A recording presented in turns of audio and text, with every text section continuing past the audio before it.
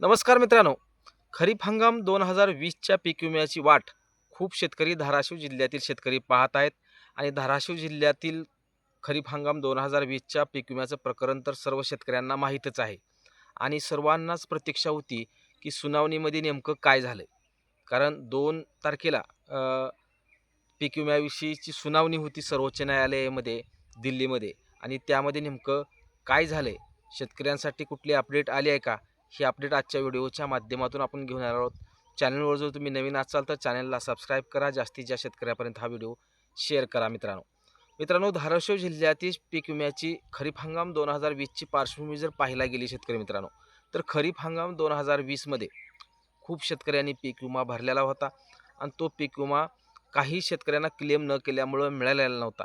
परंतु शेतकरी संघटना असो, प्रशासकीय विभाग असो व अ, लोकप्रतिनिधी असो जिल्ह्यातील यांच्या प्रयत्नामुळं अखेर तो पीक विमा कोर्टामध्ये टाकण्यात आला आणि कोर्टाचा अखेर निकाल आला की शेतकऱ्यांना 226 कोटी रुपयाचं वाटप करण्यात यावं. कधी आला निकाल? तर नोव्हेंबरच्या 24 तारखेला शेतकऱ्यांना पीक विमा वाटप करण्याचे आदेश न्यायालयाकडून देण्यात आले होते. परंतु यामध्ये प्रकरणात पुढे गेलं.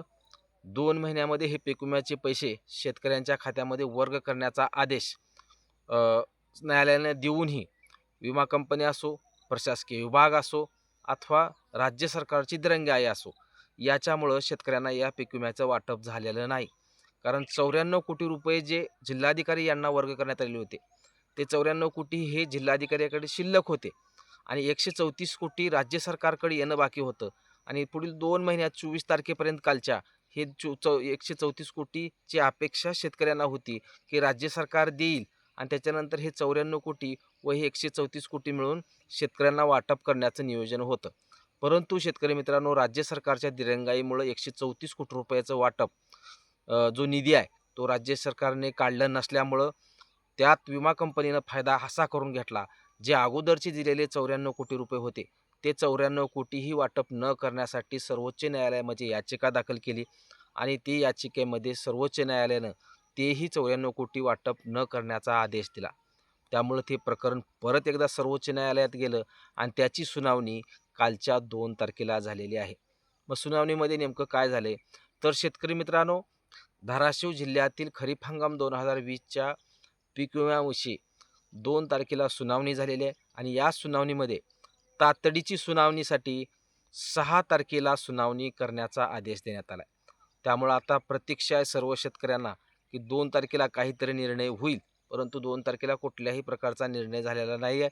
फक्त युक्तिवाद झालेला आहे आणि या युक्तिवादातून तातडीची सुनावणी लवकरात लवकर 6 तारखेला म्हणजे उद्याच्या येणाऱ्या 6 तारखेला या पीक विम्याविषयी माहिती आपल्याला समजणार आहे. 6 फेब्रुवारीला कोर्ट परत एकदा सुनावणी जाहीर करणार आहे.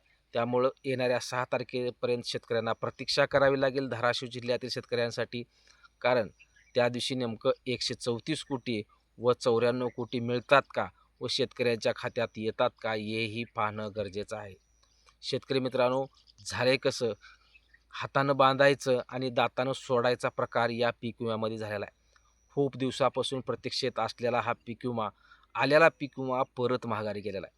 सर्वांच्याच अपेक्षा होत्या 2 महिन्याच्या आत 134 कोटी राज्य शासन 134 कोटीचा जी-आर काढेल व तो शेतकऱ्यांच्या खात्यामध्ये वर्ग करेल.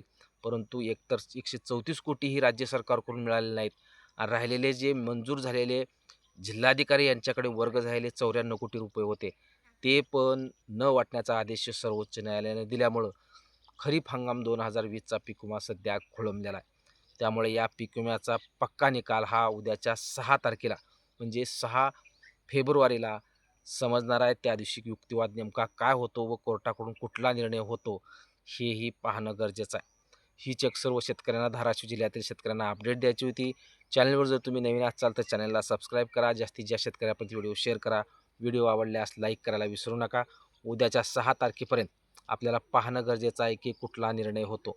कारण यासाठी प्रयत्न करणं गरजेचे होते, परंतु प्रशासकीय विभाग असो, राज्यकर्ते असो, जे काही याबाबत संबंधित होते, या संबंधितांनी जर थोडा प्रयत्न या 2 महिन्यामध्ये केला असता तर हे पैसे आले असते. राज्य सरकारकडून विनंती करून हे पैसे जर 134 कोटी आले असते, तर हे 94 कोटी आणि 134 कोटी रुपये तात्काळ शेतकऱ्यांच्या खात्यात वर्ग केले जाऊ शकले असते.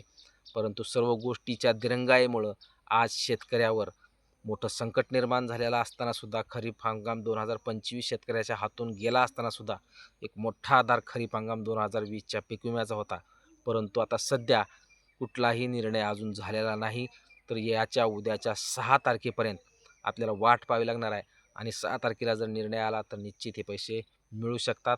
तुम्ही जर चॅनलवर नवीन असाल तर चॅनलला सबस्क्राईब जरूर करा, कारण येणाऱ्या 6 तारखेला नेमकं काय होतंय याचे अपडेट घेऊन आपण नक्कीच येऊ. धन्यवाद शेतकरी मित्रांनो.